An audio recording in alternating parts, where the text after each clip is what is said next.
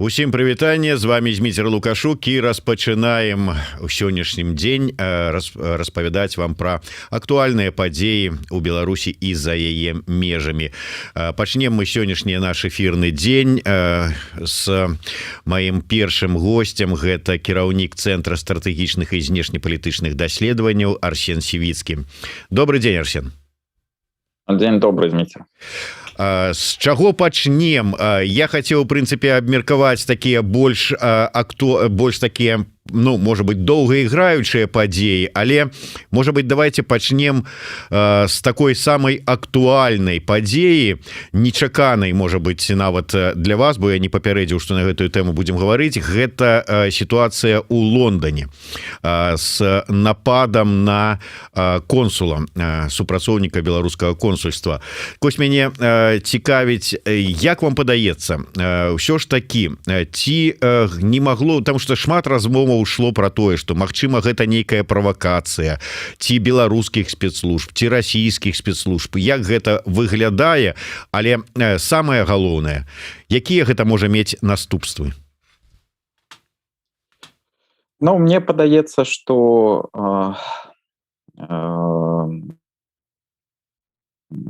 сапраўды гэтыя падзеі могуць мець даволі сур'ёзныя наступствы, звязаны з скарачэннем з аднаго боку прысутнасці в заходніх краінах, а з іншага боку з выдварэннем заходніх амбасадаў з тэрыторыі Беларусі. І мы ўжо чулі, што гэтыя пагрозы былі агучаны з боку беларускіх уладаў.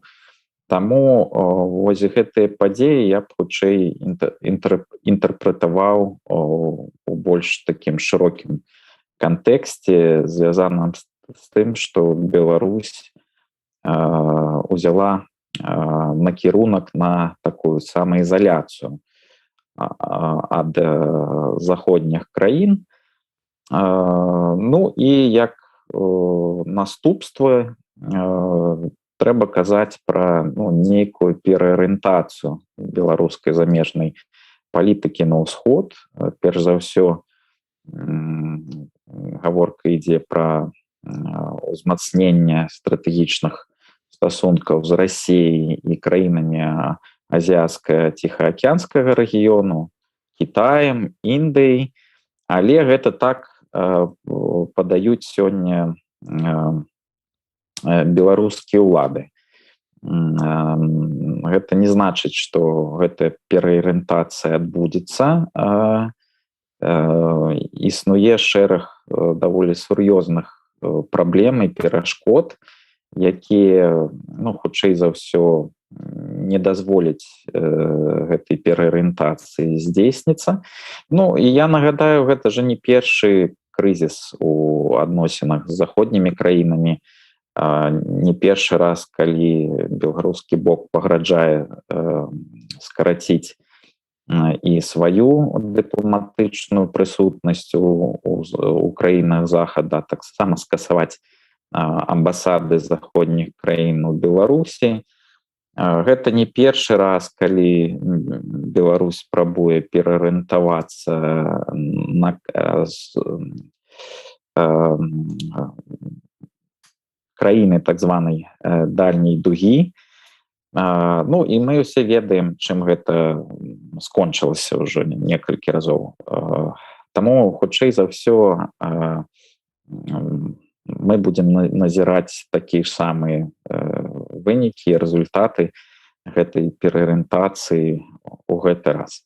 Арсен, я згодны з тым, што ўсё адбываецца цыклічна, і пагаршэнне адносінаў з захадам ужо было, і выдварэнне заходніх дыпламатаў ужо было, і скарачэнне таксама было, і нават такі мігранцкі шантаж таксама ў гісторыі ўжо быў, але не такіх маштабаў. І тое, што мы сёння маем праблемы з на дыпламатычным узроўні.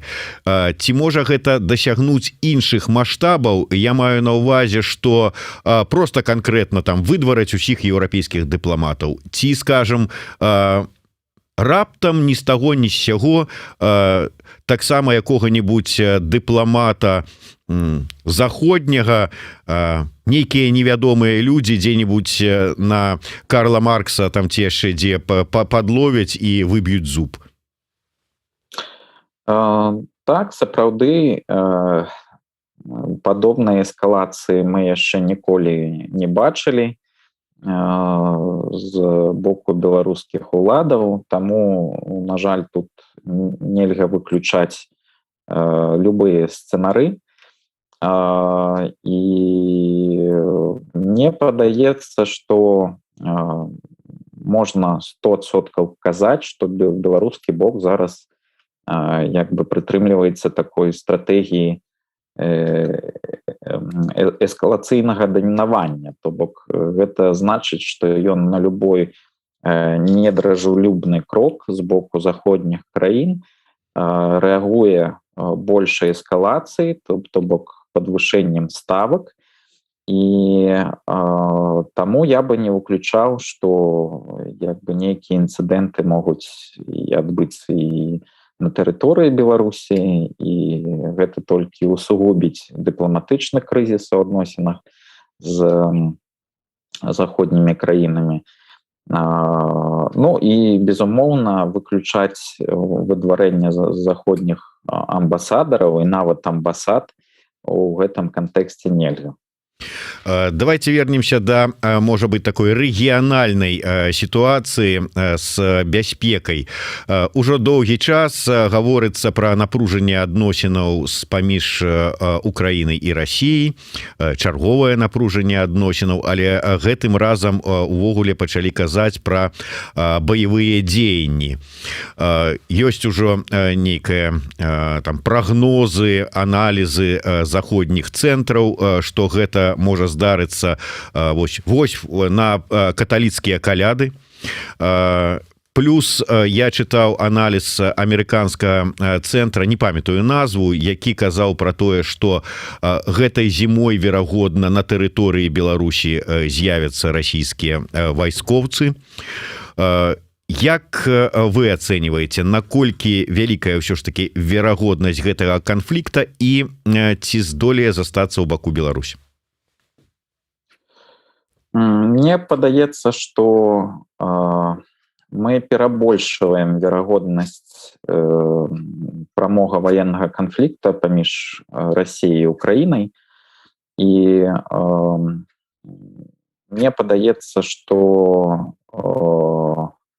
вось гэты інфармацыйны хайп, які быў падняты спачатку амерыканскімі медыа, і пры гэтым не быў падтрыманы дадзенымі украінскай ваеннай выведкі, перш за ўсё накіраваны на тое, каб з аднаго боку здзейсніць нейкі псіхалагічны ціск на украінскае кіраўніцтва і прымусіць украінскія ўлады сесці за стол перамоў з Расіяй і шукаць нейкага выйсця з донбасскага канфлікту.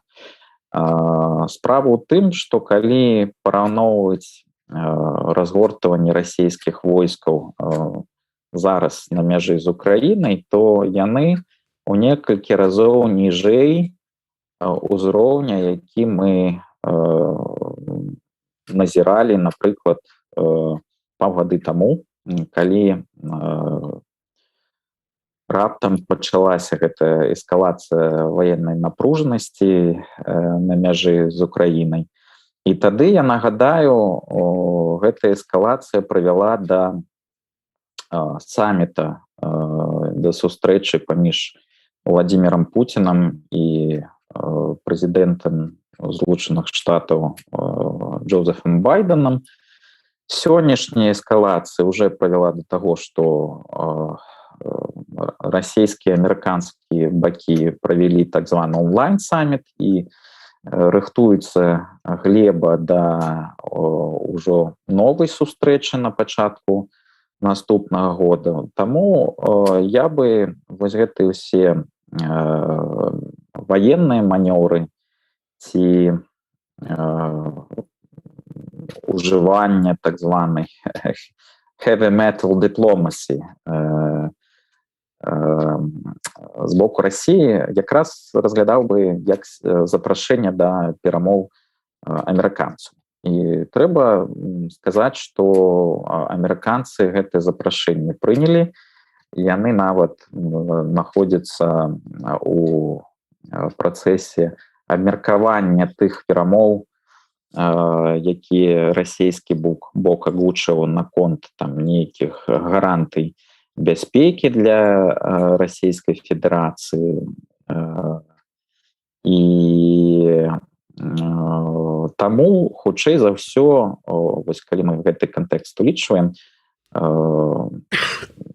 верагоднасць нейкай маштабнай вайны паміж Расіяй і Украінай блізка да нуля. Беларускі бок на гэтым спрабуе гуляць, і гэта мы чулі з вуснаў вышэйшага кіраўніцтва, і галоўная мэта звязана з тым, каб неяк уціснуць Беларусь у гэты кантэкст рэгіянальнай бяспекі і яшчэ раз падкрэсліць сваю важнасць для рэгіянальнага балансу сіл, што калі беларускі бок зменіць сваю пазіцыю і, напрыклад, далучыцца да ваеннай кампаніі Расіі супраць Украіны, то нічога добрага для ўсіх нашых суседзяў не адбудзецца. Таму гэта, па сутнасці, таксама такі сігнал запрашэння да прамых перамоў з Менскам, пры тым, што, як мне падаецца, усур'ёз беларускае кіраўніцтва не ўспрымае магчымасць расійска-украінскага канфлікту і таму можа дазволіць сябе падобныя заявы. Дарэчы, цікавы тэрмін пачуў ад цябе зараз. Heavy metal дыпламатыя. Першы раз чуе, а тады атрымліваецца ёсць і іншая блюз дыпламатыя, там хард-рок. Так. Гэта не мой тэрмін, гэта тэрмін такога даследчыка вонкавай палітыкі Расіі і спецслужб Марка Галіоці. Мне ён вельмі падабаецца, таму што сапраўды ён так па сутнасці апісвае гэтую стратэгію эскалацыйнага дамінавання, якой Расія прытрымліваецца апошнія гады, калі там манёўры, вучэнні, іспыты зброі па сутнасці з'яўляюцца інструментам менавіта вонкавай дыпламатыі. Арсен, ўсё ж таки я вярнуся яшчэ да ваеннай тэмы вайны, але крыху з беларускага боку. Мы пастаянна чуем як ад прадстаўнікоў беларускага рэжыму, пачынаючы з Лукашэнкі, так і ад прапагандыстаў пра тое, што вайна вось на парозе стаіць. Танкі НАТО лязгаюць ужо там гусеніцамі на мяжы, а то, можа быць, і там спрабуюць і праз мяжу там ці-то там пераступіць. Вайна вось яна не за гарамі.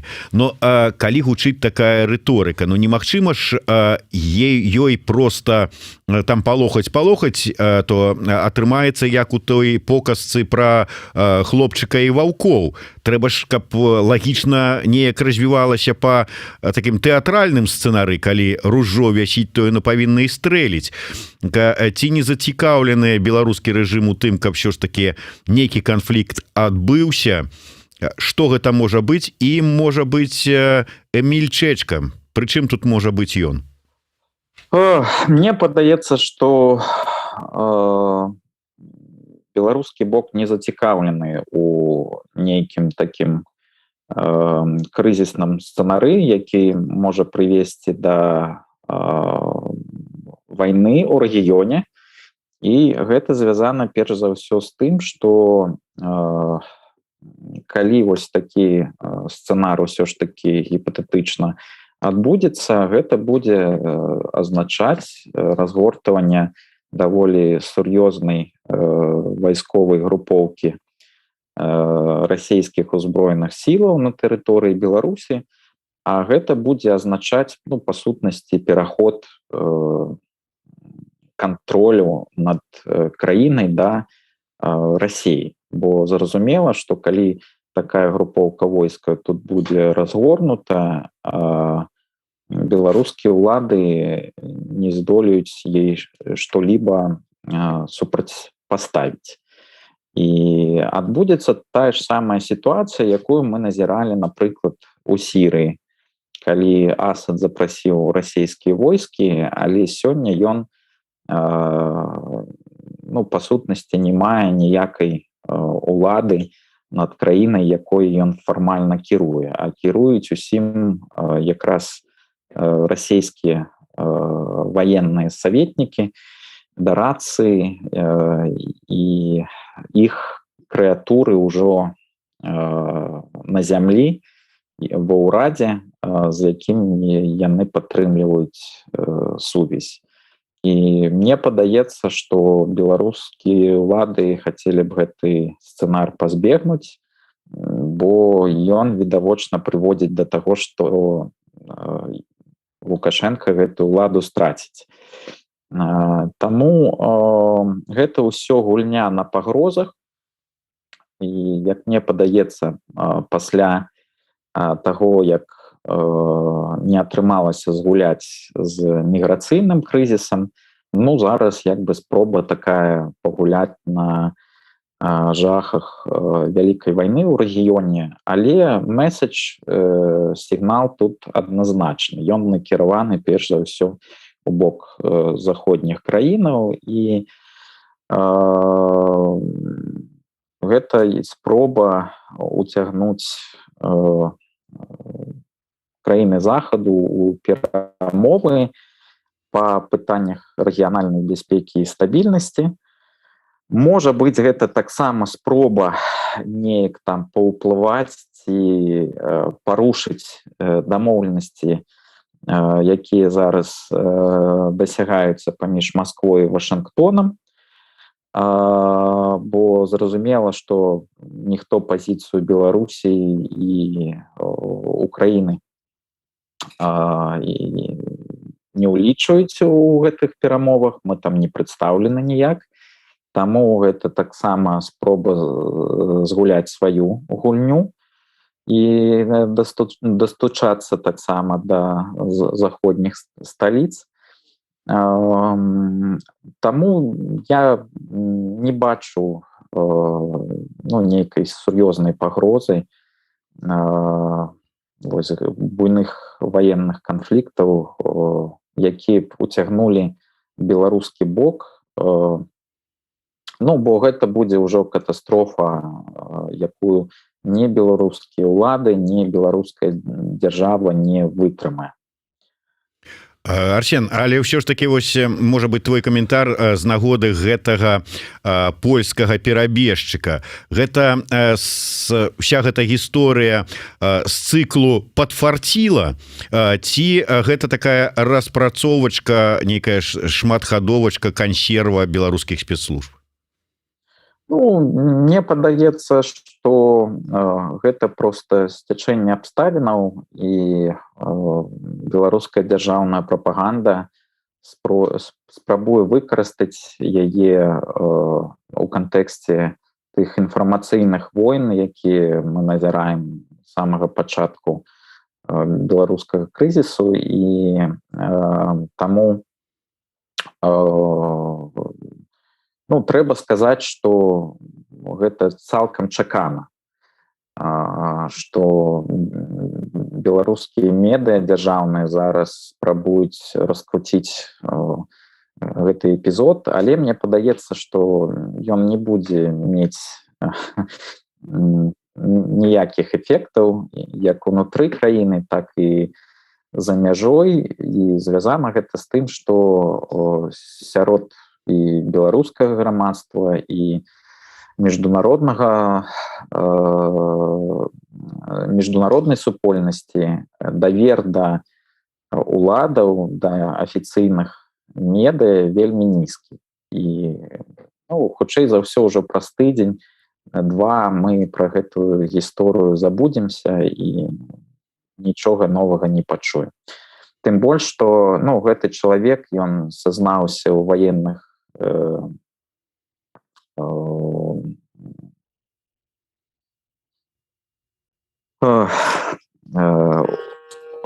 я прашу прабачэння, у ваенных преступленнях, і па сутнасці яго трэба судзіць. І тут сама сітуацыя такая, што беларускі бок не павінен прыняць нейкія меры. І калі Менск з гэтага не зробіць, то атрымаецца, што па сутнасці Беларусь захоўвае на сваёй тэрыторыі преступнікаў, і якіх абвінавачваюць у вельмі сур'ёзных справах. І то бок гэта можа таксама стаць яшчэ аднім выстралам сябе ў ногу, як і з заявамі пра ядравую зброю на тэрыторыі Беларусі. Давай пра зброю крыху пазней, а зараз ўсё ж такі я закончу вось з гэтым перабежчыкам. Ўсё ж такі гэта быў такі дастаткова сур'ёзны рэпутацыйны удар, і так менавіта гэта ўспрымаюць у Польшчы. І ёсць меркаванне, што Польшча гэтую сітуацыю просто так не забудзецца, што інфармацыйны адказ не цяпер, пасля калядаў каталіцкіх, пасля, можа быць, новагодніх святаў, але ён будзе. Ці варта яго чакаць, і які можа быць гэты адказ? Мне падаецца, што сапраўды варта чакаць нейкага адказу, і ён будзе звязаны, можа, з узмацненнем інфармацыйнага прэсінгу, нейкімі войнамі кампраматаў на вышэйшых асоб беларускага кіраўніцтва і гэтак далей. Але прынцыпова гэты эпізод нічога не мяняе ў адносінах паміж Беларусю і Польшай, а таксама іншымі заходнімі краінамі. То бок ситуация такова, что Захад будзе паслядоўна павялічваць санкцыйны ціск, і вось такія гісторыі Польша просто дадаюць больш аргументаў для нашых суседзяў займаць больш радыкальную пазіцыю ў прасоўванні новых санкцый. Таму, але гэта таксама цалкам чакана. Арсен, да ядзернай зброі ўсё ж такі ёсць меркаванне, што гэтыя заявы як і Лукашэнкі, так і Владзіміра Макея, што мы тут гатовыя размясціць расійскую ядзерную зброю, гэта таксама з таго ж самага цыклу месседжаў у бок Захаду, што, маўляў, мы тут как бы можем такое зрабіць, поэтому давайте ўсё ж таки сядайце за стол перамоваў. Але кажуць гэтыя эксперты, Расіі гэта не патрэбна, Расія на гэта не пойдзе.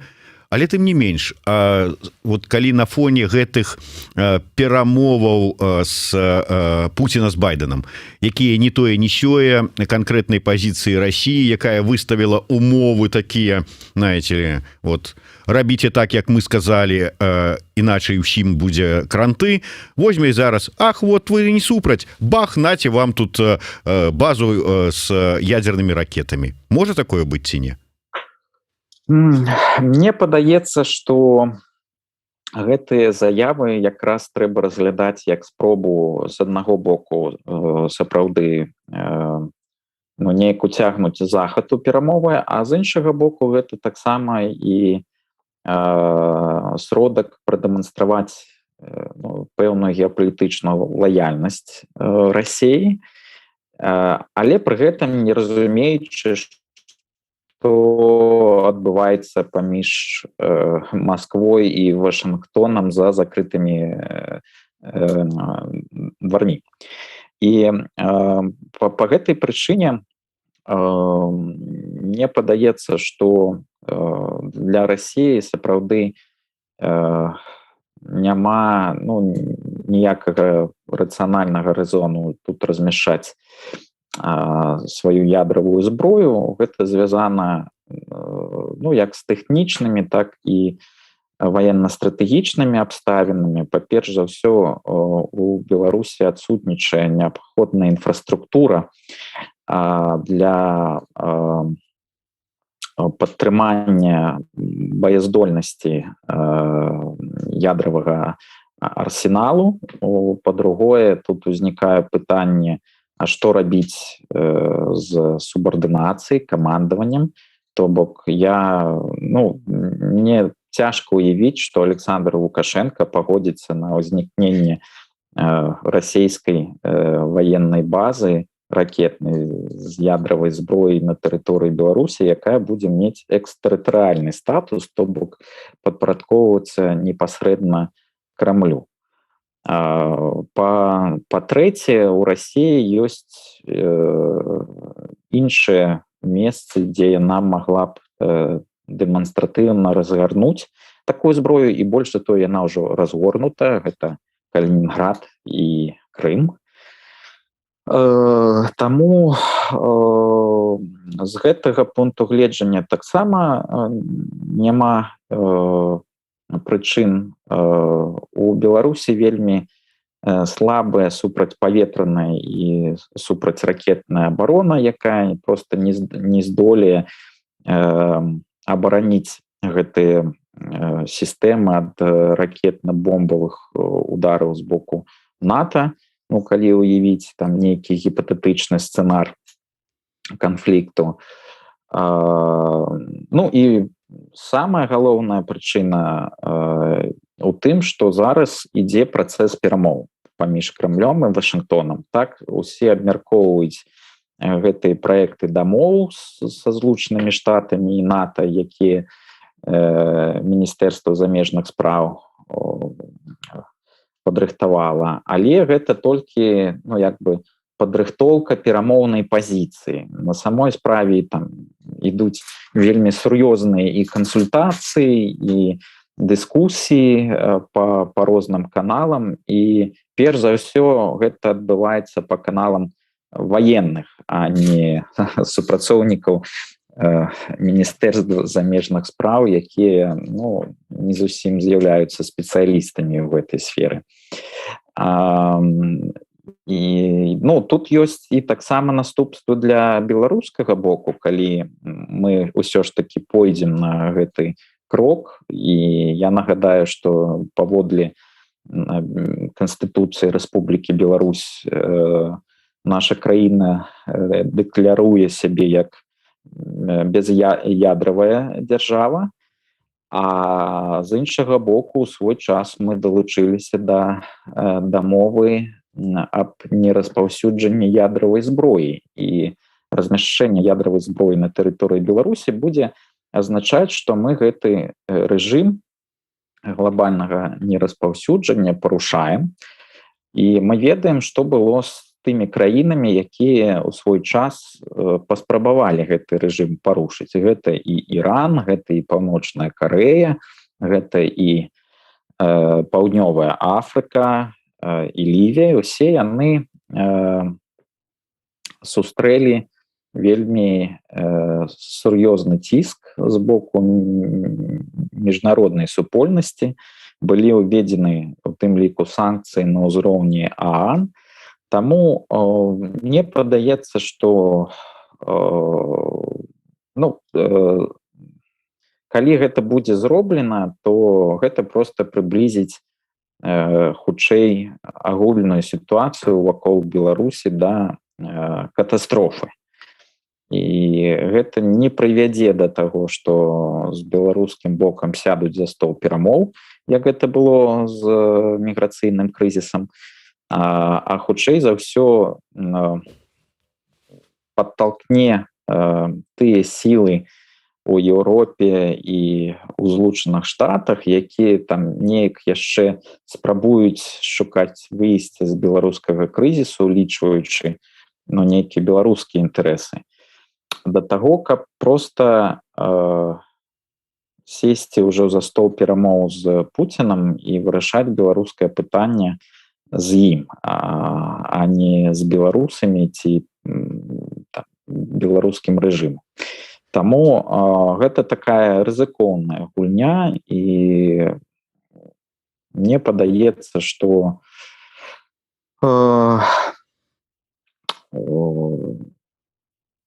эксплуатаваць гэтую пагрозу — гэта не самы мудры крок у сённяшніх абставінах. Арсен, ну і на заканчэнне, калі ўжо ўсё ж таки прагучала слово перамовы, як ты лічыш, вось у мігранцкім крызісе хай не на ўзроўні ўжо адыходзячага, але ўсё ж таки значнага палітыка Ангелы Меркель такія вось перамовы з гэтай нагоды прайшлі, ці варта ўсё ж таки чакаць, што Захад сядзе за стол перамоваў з Лукашенком са спробай урэгуляваць сітуацыю беларускую, знайсці паразуменне, наладзіць нейкія кантакты, паспрыяць вызваленню палітвязняў урэшце рэшт? Мне падаецца, што такая магчымасць захоўваецца па сённяшні дзень, і ўсё залежыць ад далейшых паводзінаў беларускага кіраўніцтва. Мы ведаем умовы, пры якіх Захад гатовы уступіць у дыялог. Гэта перш за ўсё вызваленне палітзняволеных, потым гэта агульнанацыянальны дыялог паміж уладамі і апазіцыяй, і трэцяе — гэта новыя выбары. І сапраўды пакуль не зразумела, ці настойвае Захад на тым, каб гэтыя ўсе умовы былі выкананы аднаразова, адначасна, і ці ёсць магчымасць неяк расцянуць выкананне гэтых умоў. Напрыклад, спачатку вызваліць зняволеных і абумовіць гэта скасаваннем санкцый, потым пачаць дыялог, які мог быць цягнуцца год-два, таму што калі прааналізаваць такія працэсы у той жа Польшы падчас Ярузельскага ці у паўднёвай Афрыцы, то яны сапраўды занялі некалькі гадоў. І потым выбары пад міжнародным кантролем, і калі вось з гэтага пункту гледжання разглядаць, усё магчыма. Але на сённяшні дзень беларускі бок не збіраецца выконваць гэтыя умовы, нават калі гаворка ідзе пра вызваленне палітычных зняволеных. І гэта значыць, што па сутнасці пакуль што беларускі беларускія ўлады не збіраюцца рабіць саступкі, а это ў сваю чаргу звязана з тым, што ёсць нейкія спадзяванні на тое, што правядзенне рэферэндума дазволіць неяк спрыгнуць з так званых сочынскіх дамоўленасцяў з Расіяй і зафіксаваць статус-кво, пры якім Расія будзе вымушана далей падтрымліваць Александра Лукашенка. Але мне падаецца, гэта вельмі аптымістычны сцэнар, таму што наадварот усё надвігаецца да даволі сур'ёзнага крызісу, як у адносінах з Захадам, так і ў адносінах з Расіяй пасля рэферэндуму. І вот можа змяненне гэтага статус-кво якраз і можа падштурхнуць беларускі бок да аднаўлення гэтай стратэгіі балансавання. Таму што звычайна, і гэта мы ўжо неаднаразова назіралі, у папярэднія цыклы якраз беларускі бок вяртаецца да балансавання ў той момант, калі Расія пачынае ціснуць. Але у сённяшніх абставінах, калі можа стацца такім чынам, што пакуль беларускі бок саспее да вось такіх перамоў з Захадам, будзе ўжо позна, бо беларускае пытанне будзе вырашана ўжо на ўзроўні Расія-Захад, і не будзе гэтае рашэнне улічваць ні інтарэсы Лукашенка, ні інтарэсы беларускага грамадства, і гэта таксама будзе азначаць для нас усіх катастрофу. Таму коротка, магчымасць такая захоўваецца, але вось яна захоўваецца да новага саміту паміж Пуцінам і Байденам. То бок, яшчэ некалькі тыдняў, можа там полтора месяца, два, ну не больше.